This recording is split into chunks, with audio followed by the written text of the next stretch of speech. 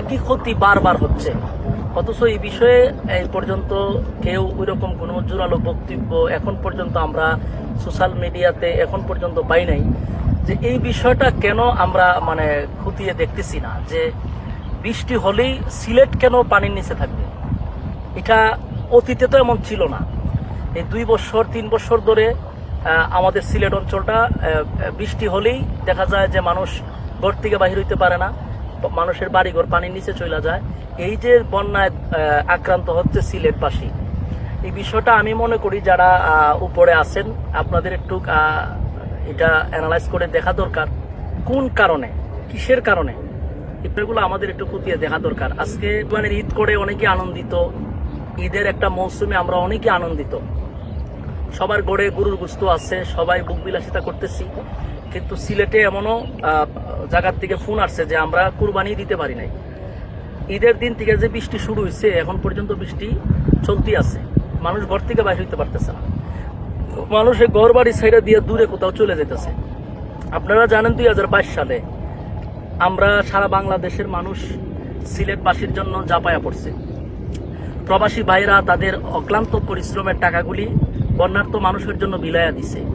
আমরা তাদের এই আমানতগুলি মানুষের কাছে পৌঁছায় দেওয়ার চেষ্টা করছি, যার দ্বারা কিছু মানুষ উপকৃত হয়েছে আলহামদুলিল্লাহ।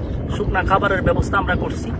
আমি আমার মতো একটা ক্ষুদ্র মানুষ, আমি প্রায় 13 থেকে 14 লক্ষ টাকা আমি আমার মাধ্যমে, যে প্রবাসী দেশ বিদেশ থেকে যারা টাকা পয়সাগুলো আমার মাধ্যমে দিচ্ছে, আমি প্রায় বিলাইছি মনে হচ্ছে 13 থেকে 14 লক্ষ টাকা হবে। এরপরে আমাদের ব্যারিস্টার সুমন ভাই সহ উনি তো একটা বক্তব্য বলছে প্রায় 6 কোটি টাকার কাছাকাছি ওনার কাছে আসছিল।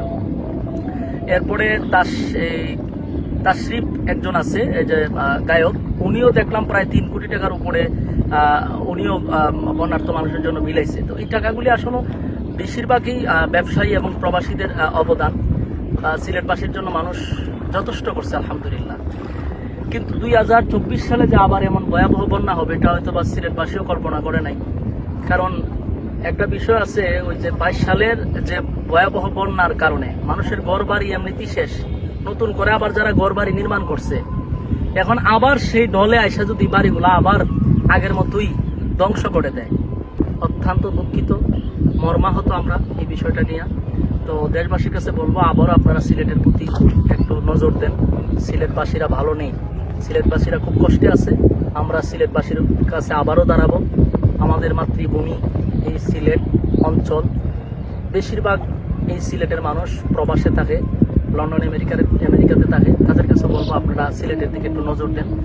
উপরে যারা আছেন, ধনাঢ্য যারা আছেন, তাদের কাছেও বলবো আপনারা সিলেটের প্রতি একটু নজর দেন। আল্লাহ তাআলা যেন এই বন্যার থেকে তাদেরকে হেফাজত করে, আমরা দোয়া করি, দেশবাসীর কাছে দোয়া চাই।